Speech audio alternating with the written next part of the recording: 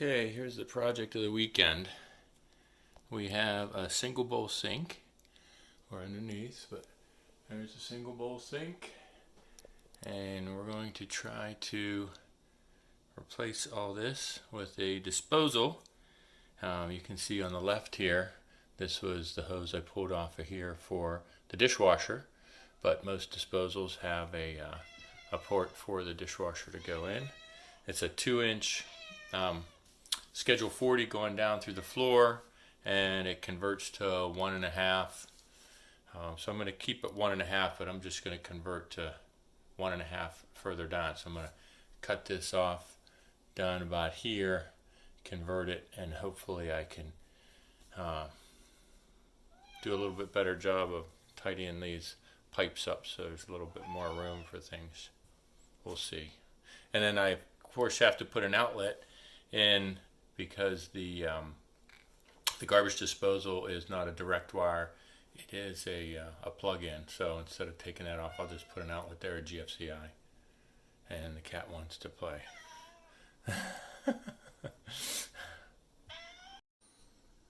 Okay, here's the first step. We had the wire coming through here. Had to make the hole a little bit bigger. And then this has a there's a 1/2-inch knockout, and you put a 3/8 inch cable clamp and clamp the cable. So I'm going to mount this to the wall, and then I will hook up a GFCI. So I'm getting ready to mount the box to the wall and then wire the GFCI, and I'll show you that. Okay, so now I've used the 4 holes in this. This is called a handy box. But it's nice, it's deep enough that it'll accept this. There's not a lot of room, but there'll be enough. And so put a GFCI inside there. There are these 4 screws that you can see in here. It's like a particle board screw because this isn't extremely thick, but that's a nice good mount. I got 4 bolts or 4 screws in there. And then when you look at the wiring here, you're almost always going to have a bottom screw here. That's for your green ground bare wire. And then on GFCIs, you're going to have a line side and a load side. So if you look at this, it's upside down. Get some light here. You'll see at the top here, it says line. And at the bottom, it says load. So you want to put the, again, these are for daisy chaining it. So you want to put your line into here.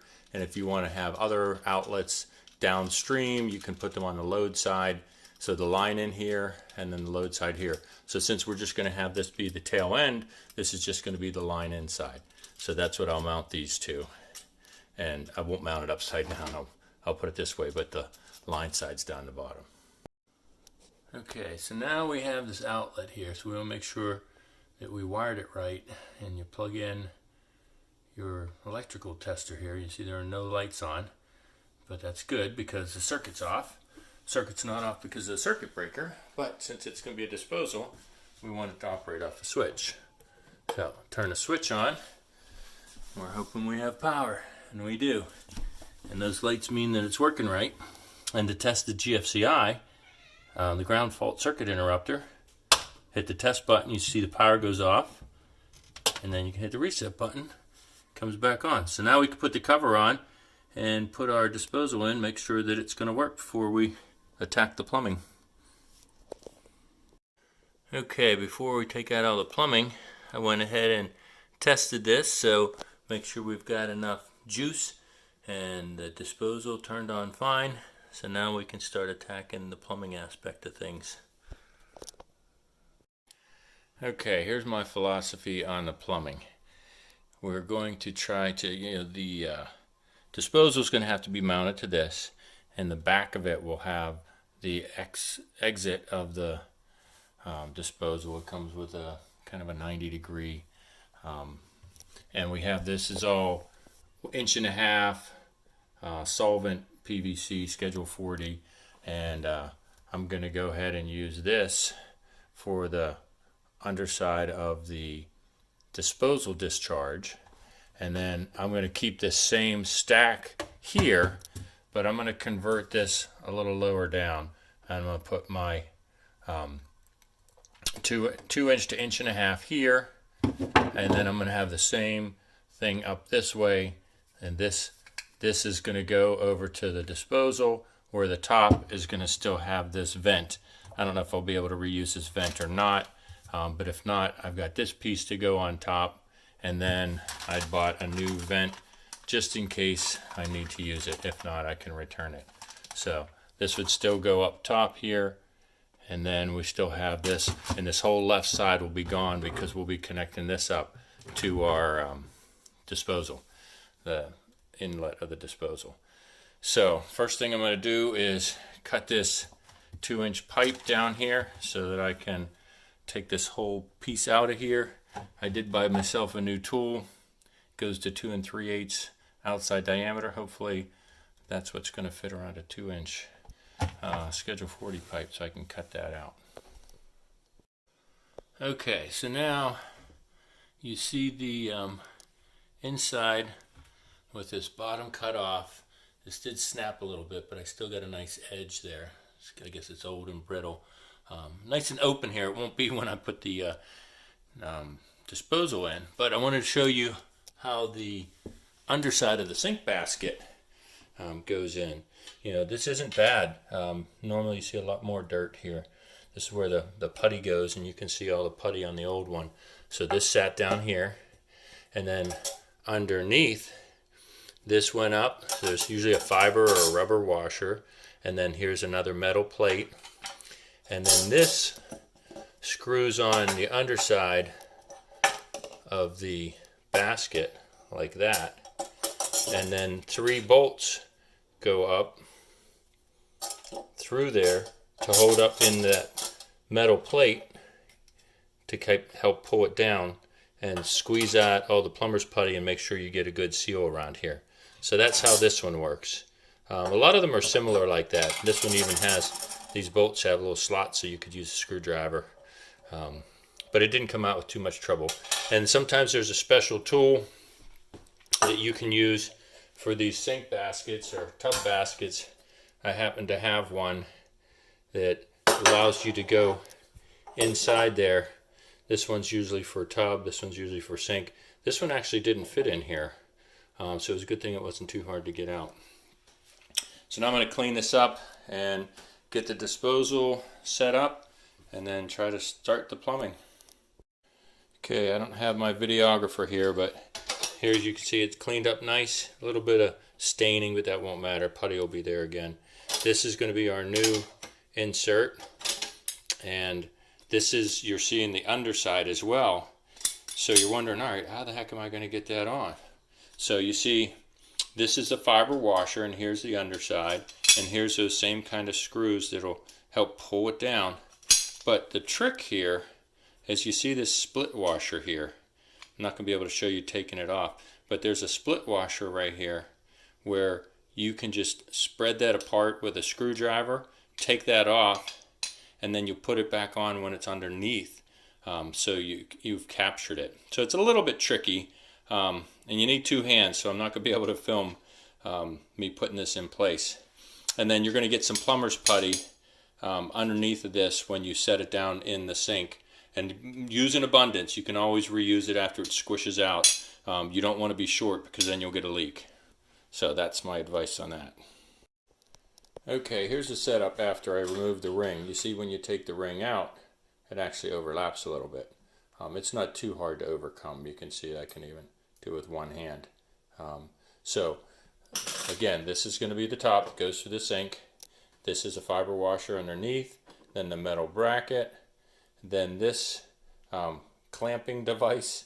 And the ring has to be underneath to capture it all, make sure it doesn't all fall down. So now the other thing I did is I talked about plumber's putty and needing it to seal there. So I flip this over and you can see basically the plumber's putty that I've already applied.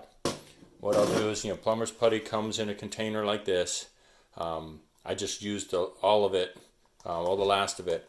One of the things I do is once I open it so it doesn't dry out, I also put it in a Ziploc bag. Just store it with my things so that air doesn't seep in there. It just helps extra protect it. So you create like a long snake and you put it all around it like that. and then we're going to set this in there, and make sure you've got cover all the way around. And as it pulls down, it'll squish that out. So now we're going to kind of push that down in there a little bit just to get it started. You can even see a little bit coming out right here and here. But as we mount the rest of it and pull that down in there, you should see a ring all the way around it, so you know that you've got enough putty there. Okay, so now I've mounted the new basket, and you don't see, it doesn't look like much. There's just 3 bolts, and you kind of take turns, tighten them all around so it pulls down nice and evenly. And if we need to adjust how the disposal sits on here to have the exit port be a certain way, you can loosen these up and spin it a little bit and then just tighten them back up again, because it'll stay pretty steady. And I want to show you up top what it looks like. You see you got a nice distribution of putty on here. So I mean, you can probably take this excess off a number of ways, but I usually take my thumbnail and dig it in here and just remove the excess. It's not that big of a deal. And then you can put that back in your container. But I'm not going to finish doing that yet, because I want to make sure I get the disposal in the right place and go from there. So that's going to be the next step, is seeing if I can mount the disposal and the port's going to be in the right place so I can start working on the plumbing part. Okay, here's a couple things I want to show you on the disposal unit itself. Most of them are about the same. Some are direct wire. This one has a molded plug that comes out. That's why we had to do an outlet. But this is usually standard, is you've got a 90-degree discharge, and then you've got a bracket that slides up over here, goes over top, and you've got 2 bolts. This actually has kind of like a built-in rubber-coated kind of a grommet or end for the pipe. So just pressing it up against here with these 2 bolts will be fine. And then my trap will come up like this, and then I'll show you that once we mount it. The other thing I wanted to take note, this is your place that you can have your dishwasher empty into. So you don't have that separate other contraption, a separate line. So this hose over here will fit on here, and then we'll hose clamp it. One of the things I want to note though, if you look inside, that's blocked. Because if you don't have a dishwasher, you certainly don't want water coming out here. So you're always going to have to pop out this plug, and it's kind of hard to see inside there, but you can see that little white plug. So you'll pop that out to make sure that you have water that can actually go into the disposal inlet. So I wanted to make sure I covered that before I actually mounted this. And you see this is a ring here that just slides. It's going to engage with these slots here, and the more you slide it up, the tighter it'll get. And again, that's why I might have to adjust this bracket a little bit to get this port to be where I want it. Okay, so far things are working out pretty good. I was able to mount the disposal here, ports in the back, and you can see I've got a water valve here, a double water valve, one for the dishwasher, one for the sink, and then I cut that. But then I have some adjustment back here. If you look, I could go up or down a little bit more, so it's kind of in the middle. And then here's the trap, and it's going to come over and connect to this guy. So I've kind of measured, this is a loose fit, so it'll be a little shorter than that. But basically, I'm going to end up with this, convert from 2" to 1.5". 1.5" goes to a Y connector. Y connector is going to connect to the disposal with a short pipe here that I haven't cut yet. And then up top here is going to be the vent, which I'm still going to be able to use. The last one they used a Fernco. This is called a Fernco because it's basically just a coupling. And then this is a threaded piece, but they just used the coupling up here. So I'm probably just going to reuse this instead of, spending money on another one. And once I glue this, so the other thing is there's a 2-part process here. It's called solvent, because you're going to apply this purple primer. And you're going to do it to all mating surfaces. So what you would do is you put the purple primer on here first. That kind of cleans it up, gets rid of any contaminants. You do the same thing on the inside of this. You let that dry. It only takes like 30 seconds. And then you use the all-purpose cement, put it on both sides, and it will kind of be gooey and slide, and then it'll firm up. Chemical reaction will kind of melt the pieces together. That's why you have to cut them to get them apart. So I'll do that process, and then I can adjust this P-trap to make sure that it aligns properly, and then I should be able to get everything done and check it out and make sure there's no leaks. Okay, I got interrupted, but at least I can show you where we're at. Here now you can see the purple primer, and this is my 2-inch to 1.5 inches that's going to go on there. You see primer on there, primer on both the 2-inch side and the 1.5-inch side, because that will go on, and then this will go on. But the reason I had to get interrupted is because I have this all-purpose cement, and this, if you look on the can, is good for PVC, ABS, and CPVC. So I've always bought the all-purpose cement, but I went to use it and it's like jelly. So that's certainly not going to work. It's kind of, I don't know how it's gotten dried up. The can's pretty clean, which I can't say for the primer, which is a lot more runny. But anyway, I had to run to the store, and this time I just decided to get the regular medium clear PVC cement.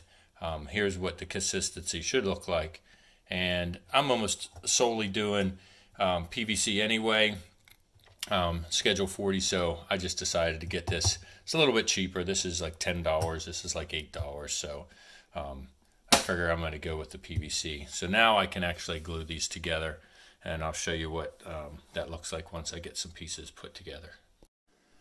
Okay, this is coming together nicely. I have this piece glued, this piece glued, this piece glued. This is not, I didn't put Teflon tape. I decided I am going to use the new one because there is a rubber valve, like a check valve in there. So that way you won't have any type of fumes come out. I have to put some Teflon tape there, but I'll put that in there. So this is glued, and inside here it's glued. Now what I don't have glued yet, this doesn't get glued because that's just a nut that you keep on. So I need to glue this, and this, and this. Now this is the important piece, because you can see I've got this all lined up nice, kind of hidden, goes directly behind it, and if I glue it and I turn this the wrong way, then that's going to maybe not line things up. So you'll see here, what I did is I put a mark of pencil here and here, so I'll take that apart, and here, because you don't want this to spin either. So this has got to be able to mate to this surface nice, and this has to be lined up this way. So that's my little trick, is to mark both of them. Then when you take them apart and glue everything, this one won't matter because it can spin around all at once. Now I can take it apart and glue those and be done. Okay, here's the moment of truth.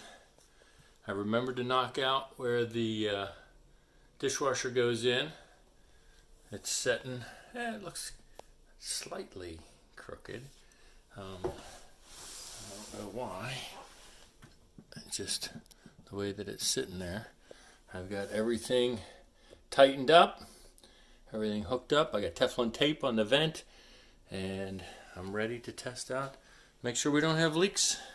So I'm going to turn the water on. Wish me luck.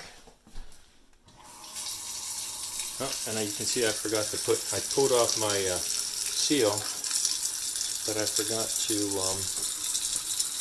put the insert in there, so I'll drop that in a minute. And we're going to look to see if we have any water leaking. Of course, when we run the dishwasher, we'll have to check this too.